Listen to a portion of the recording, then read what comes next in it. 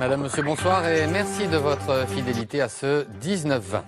Au sommaire, ce soir, feria et protestation à Riom. Les deux corridas du jour ont mobilisé aficionados mais également opposants à la tauromachie. Récit de cette journée dans un instant. C'est le seul événement tauromachique de Haute-Garonne, un de trop selon les anti-corridas qui ont donc décidé de se mobiliser aujourd'hui à l'occasion de la feria de Riom. On retrouve sur place Cécile Fréchinos. Pour les anti-corridas, Riom est une ville très symbolique. Vous l'avez dit, c'est le dernier bastion de la tauromachie en Haute-Garonne. Un bastion qu'il faut faire tomber, pour reprendre les termes des manifestants ici. Alors ils sont environ 400 selon la police, à être venus des quatre coins de la France et même de l'Europe pour dire stop à la corrida. Je vous propose d'écouter quelques-uns de ces manifestants. Les gens sont formatés et en fin de compte ils associent les fêtes avec les corridas. Donc ils nous disent, moi je vois à Bayonne, ils nous disent mais si vous avez l'abolition, on n'aura plus nos fêtes.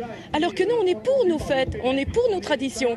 Mais pas ça, pas des actes de cruauté. C'est pas une tradition les actes de cruauté. Le fait de ramener le plus de monde possible pour montrer vraiment qu'il y a une vraie opposition à la corrida qui existe. Et le but, c'est vraiment de nous faire entendre, de les gêner le maximum pour les faire plier.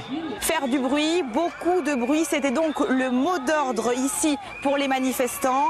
Une journée donc placée sous haute surveillance pour éviter les débordements avec les pro-corrida. Au total, 170 gendarmes ont été mobilisés pour boucler le village, mais aussi pour filtrer l'accès aux arènes. Un dispositif très lourd qui gâche un peu la fête pour les aficionados. La fête peut être gâchée. Nous, on a eu il y a 2 ans des véhicules sabotés. Voilà.